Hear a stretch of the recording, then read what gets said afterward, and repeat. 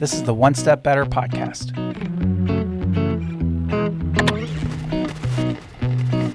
Helping small businesses make wins each and every week.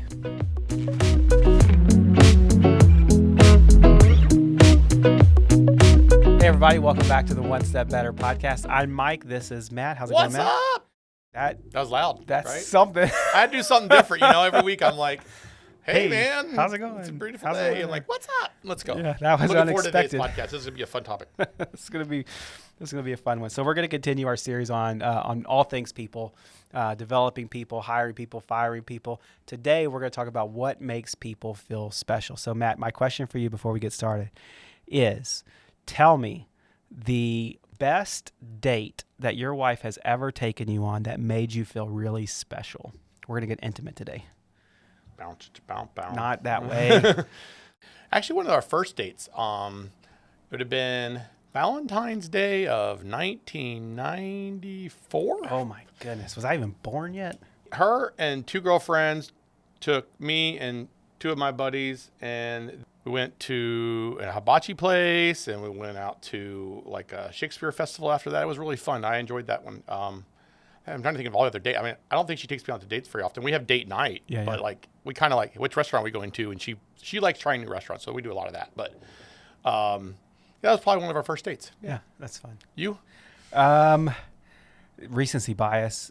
Probably yesterday. My wife took me to McDonald's, and she allowed me to get a Happy Meal, and it was awesome. How happy meal was it? Not going there. No, it was. She did a lot of planning and stuff for my 40th birthday last year. That's right. That was like, that made me feel super special. That was a lot of fun. We did a getaway, just her and I. We did a family thing. We did a big party at work stuff. It's like you're like a birthday month. I had a birthday month, and she did a fantastic job. It was for 40. No, it was 39 plus 366. Okay. Yeah. That's 40. My wife did plan a surprise thing for me when I was turning 38. That was me and at an accounting firm event. We had 12 other people at the table, and she had Marilyn Monroe come out and sing "Happy Birthday" to me. I'm still not sure if it was a guy or a girl that was the impersonator. Yeah. But making up for that, she surprised me with Pebble Beach to play Pebble Beach. Oh, Spy nice. class she made up for it pretty quick. Yeah. I wasn't too upset with her. I don't like being embarrassed in public at all. Like I hate it. Yeah. And so it was cool though. It was fun. I remember I had a birthday party when I was like, 10. I was a kid, and it was a surprise birthday party. I knew nothing about it. And I walk into my parents' house, or my house, and it was like everybody's jumping out, surprise, and I went straight to my room. Did you really? Like, I'm not. I've had two surprise parties ever. I mean, that 38th was not really a party, but it was just an event. My 18th birthday, my parents threw a surprise party for me. It was fun. I enjoyed that one. Yeah, I'm okay with it now, but like back then, it was too much. We tried to do a surprise for your 40th, but you probably knew what was going on. I knew, yeah. There was No. I was totally a surprise. Wait, is Meredith listening? I did not know anything. Yeah. But hashtag, I knew what was going on. It was a lot of fun though. So feeling special is kind of our theme today.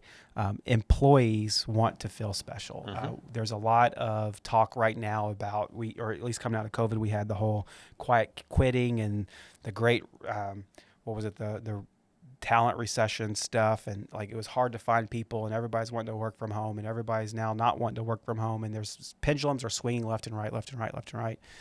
And at the end of the day, it's highlighted, probably appropriately so, the need for companies to put the spotlight on their team, on their people, make them feel special, make them feel valued. And so we're going to talk a little bit about some of the ways in which we do that here at Patrick Accounting and Works, but also some of the things that we've seen out in the world with different clients that we are working with, or just things that we see out in the wild. So Matt, at what point, as you started this business, did you know that you wanted this to be a destination job for the people that were coming in the doors? Honestly, it was probably year 5 or 6 for me. I still thought of it. I created my own job kind of in the very beginning, right? I've created work. I'm going to be an accountant doing accountant work, doing tax work. I thought I was still an accountant. When I got involved with PASBA and realized I actually own a business and I'm not just an accountant who does accounting work, but I'm a business owner who owns an accounting firm. That really did change my mindset. From the very beginning, though, I wanted everybody to have a sense that they controlled their ability to win. That was day one. My initial mindset is that I win, we all win together. But when I started thinking through like destination job and this being a place where I want people to think that they may start here and retire here, I would say it was probably in year 6 or 7. That would probably been like 2008, 2009. I think it's interesting that you saw it still that, year 5-ish as you owned your own job. I think that part's interesting. But I knew it was early on. And that's because I've been here for 9 years now. And from the very beginning, it was making people feel special here was seen from day one. And I've seen, numerous examples of going above and beyond for people from you and Mandy over the years. And so I knew that was a big deal. One of the things that I do think is a little bit interesting is you kind of have what I think to be a little bit unique perspective on employee recognition, in that one of the things that we've talked about a little bit on our leadership team over time is you don't want employee recognition to be a routine, scheduled, recurring thing. You want it to always be spontaneous or, when something pops. The moment it happens. Where does that come from? I personally think if it becomes routine, it has a tendency to feel routine, and therefore it is one of the things where like we feel like we have to do it. I don't want us to feel like we have to do it. I want us to do it. And so I don't want to feel like it's something I have to do because end of the month we have to make sure we have our shout outs at the end of the month today. No, I want you to shout out the moment you find something that needs to be shouted out. I want to have them happen every day if possible. I don't want you to feel like you have to hold them up and wait. I think recognition of people living out values or going above and beyond, or jumping in and helping somebody else, or doing something for a client or another employee or whatever it may be, I want that recognized right away. I want everybody to know that that's something that's always happening and we want to always be celebrating it. I truly believe that the candid feedback and it making it really happen right then, keeps it still meaningful. I don't want it to lose the spirit. I mean, I think it probably worked both ways, but I like the idea of it. The spirit of it, it's candid. It happens right when it happens. Yeah. Feedback is a great way to make people feel special, make them feel encouraged. Yep. Was it a couple podcasts ago, we did an episode on bonuses and cash, and a lot of people probably think that's maybe the first place they go when they think about, hey, Mike, you did a good job. Here's $100, whatever it is. What are some of the non-cash ways in which you feel like really makes a difference for your people? The simplest one is just to say thank you. Show appreciation for the work that people do in their everyday. I think it's so easy to forget that everybody's busy. They don't have to step up. They don't have to jump in. They don't have to take the care that you want to. Just saying thank you for the work they do is got to be top of the list. I think it has a lot of meaning. I think it comes from the heart, and they see that, and people want to be praised. They just do. We have set things up to make praising easier. I want to praise in public. I still like a private praise too. Like bring them in and say, hey man, I just want to tell you you're doing a great job. Like that stuff means a lot. And we do handwritten letters, or we'll do a special gift card for them, or we'll do make sure they get praise to the team. We'll do it in huddle. We want to constantly always be with the mentality that we want to make sure we're celebrating all the good things that are happening. It's so easy to get distracted with all the stuff that goes on or the negative that you don't always remember all the positive. And I think it's important to kind of keep that fresh in everybody's mind at all times. We make contests out of stuff to make things fun.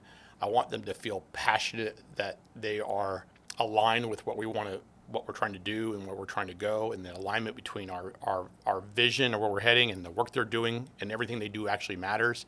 Even the mundane they're doing every day of just paying a bill, like we have to pay a bill for a client, doing that right, making sure the client gets it on the right time, the vendor gets it at the right time. That's super important.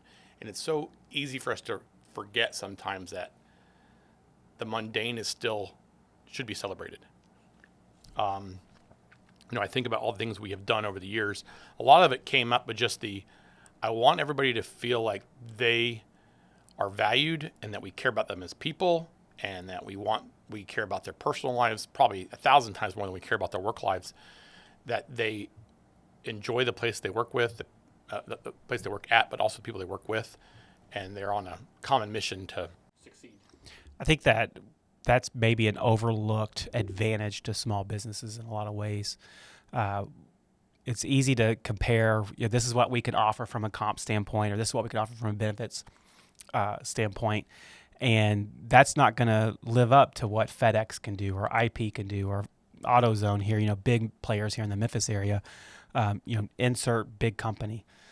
And it's easy sometimes to look at that and think, well, man, I can't compete for talent because I can't match those guys. And instead, you have to be able to really tune in to the fact that those guys can't compete with small business when it comes to valuing their team members. Yeah. I mean, I worked at a big business, and I will say this, on my team, I felt very valued. I felt like I was a part of a cool team. I enjoyed the people I worked with. I enjoyed the work I was doing, but it's not the same. Mm-hmm.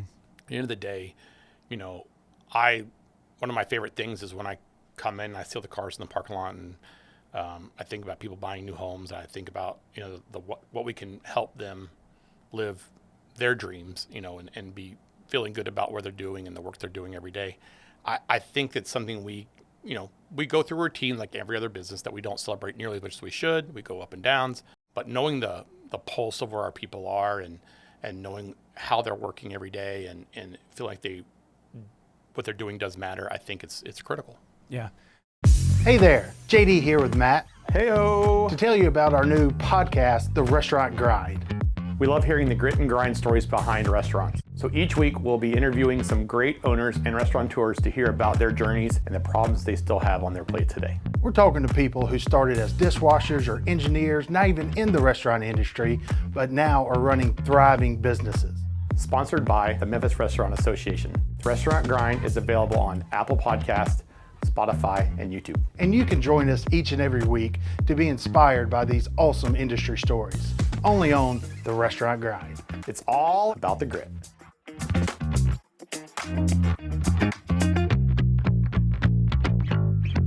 The idea here that small business can really has a more direct impact or direct relationship with their employees is something I would encourage folks to lean into, because like you said, you can drive through the parking lot and see what people are driving, or you hear the stories of what people moving houses or whatever it may be, which is a small picture of maybe financial success, and it doesn't show the whole thing. It's just a bunch of debt. Yeah, right. But you do get this. You have a direct connection, and in the reverse of that, our employees have a direct relationship with the owner of the company, and that doesn't always happen in larger businesses. It doesn't take long to scroll through LinkedIn before you finally see the little meme of, what is it? The people don't leave bad companies; they leave bad leaders, or they leave bad managers. Some version of that, and that's the part where you have to really. You have the advantage of the small business space. Yeah, I definitely agree with connection. I mean, I think we do a good job with making sure we know where everybody's at and where their head's at, where they're what's going on in their personal lives, what's going on there in their work, what goes on in the client interaction they're having with other teammates, and making sure that we're involved in or helping and supporting them in all those areas is super important. So, Mike, as an employee, what are some of the things that you think have had a cool impact on the team with regards to, I'll say non-financial, like, and helping them feel like they're a part of something different? My goal is always to try to connect the work they're doing with something meaningful. I mean, I think most people want to know that the work they're doing is making a difference. So any chance that it's an easy connection to make between, hey, you know what, you were able to help this client do whatever, and they were able to accomplish X because of that, I want to be able to shout that out with everybody on the team, because I want to reinforce the idea that the work we do matters here. And we're making a difference in the lives of the people that we're working with. But really, it's just, I want to know my team. I want to know them, like personally know them. Because ultimately there's a relationship that gets to be established there, and people people want to be known. They want to be valued. They want to know that there's a sense of belonging. And it's easy to do that through just normal relationship building stuff. Yeah, it's fun. Every once in a while, we'll do something where like, hey, you know what? We're going to go buy a gift card for you and your spouse to go out to eat or have a date night or something like that. Or sometimes you catch wind of there's a need in somebody's life and you can jump in and fulfill that. And those things are super fun. They're super cool. But they don't replace the everyday just checking in and, hey, how's it going? You know, how's your kid doing? That's why I started with thank you. I mean, I think honestly, just having a very candid thank you for the work that you're doing, or thank you for what you've done, or thank you for this thing you did to solve this problem. I mean, man, you can't do that often enough. Yeah. Handwritten cards, you mentioned that earlier. Handwritten cards go a long way. People, even if you throw them in the mailbox, I think I love getting mail. I get real mail maybe, I don't know, 15 times a year. You know, I get mail every single day. And apart from all the Amazon packages that my wife is buying, it's all just junk mail. Yep. It goes straight from the mailbox to the trash can. And so whenever there was Emma's, my youngest daughter, her preschool wrote a letter to her. She didn't know how to read, but it was came in the mail, and it was, you know, her name was on it. And when she knew that she got a letter from her teacher at school, she thought that was the coolest thing ever. As a 40-year-old adult, I'm the same exact way. Yep. Whenever I get a letter in the mail that's like, that's a real letter. It's like, oh, that's super cool. I got real mail. That type of stuff, I think, speaks volumes to your team. Anything that just says, hey, you know what? I went out of my way not to type an email, to actually sit down with a pen and paper, write something out, put it in an envelope, put a stamp on it, take it to the mailbox, flip up the flag. You know, like that's a lot more meaningful than, hey, as part of, you know, when I had 10 seconds between meetings, I wrote out an email and said send. You know, it speaks differently. Agree. I think that Dave Ramsey talks about this at a couple of events. I've heard him talk about this anyway. He wants his leaders to write letters to the significant other or brother, sister, parents of the employee and talk about that to them. I find that very intriguing. I know you've done this a lot. We do this with our clients too, with thank you cards, and I find them super meaningful. I think about all the things we do. They're all around the same premise, though. I just want them to feel like they are appreciated and they like the work they're doing.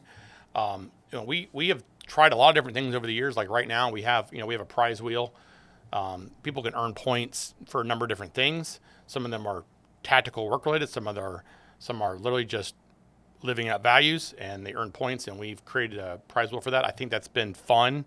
It's silly. I mean, it's a silly prize wheel, but I think it is something that drove some value. I think that we've done other things as from the contests that we run, or creating team events, or outings with a firm. We've gone to see a movie together as a firm a while back, and we've done all that other stuff. The other stuff that you do helps you build the cohesion of the team. It's not about the event. It's about a chance to get out of the normal workplace. Yeah. It's why we have a place to come up here. We have a little bar in the office, and it's why we do that is we want them to feel like it's a place they can come and hang out and get to hang out with people as a friend, not as just another coworker. Yeah. I want people to enjoy coming to work and being around the people they work with, and that's makes me want to come to work, and that's, I don't have to get up every day and be disappointed like, okay, this is great, another day of job. And all of those things as a collective is what really is going to build your culture. It's really going to create the atmosphere of belonging that people want to be a part of. I think we do some monthly award stuff where we have little trophies is the right word. Yeah. But the thing I think is the coolest about all of that stuff is there is a big old bottle of pasta downstairs that our team, not a leader, but our team put a sticker on it and created their own award to give out. That was it's the pasta award. Got pasta manager. Because it got pasta manager. Yeah, it was, yeah. And it's like they developed that on their own because of the wanting to celebrate each other. And that's the stuff that all of the little micro deposits over time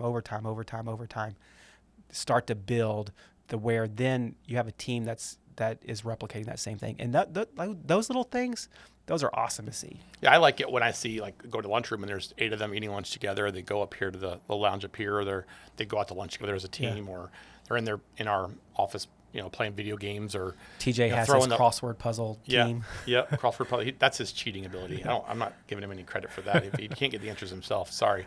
No, but I mean, I like that you see them, throwing the ball around the office or whatever. Just they're actually friends with each other, and and that's cool. And for us, it's good because it's cross teams. It's not one silo versus another. It's very much a cohesive. Everybody likes hanging out with everybody, so it's a lot of fun.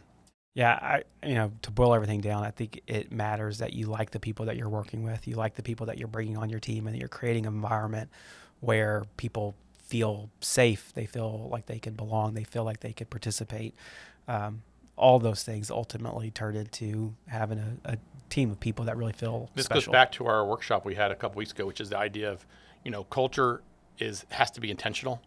And, you think about building a culture, it starts with what culture do you really want to have? Mm-hmm. And we've been very intentional with how we want our people to feel the work that we're doing. We want to make sure they know that what they're doing matters, that we care about them as individuals, and it has to be repeated daily in all the things you're doing, not just one thing. It's not one time you have an event. It's not one time you have a contest. It's truly at your heart believing that you want to help them and help them succeed and want to see them succeed.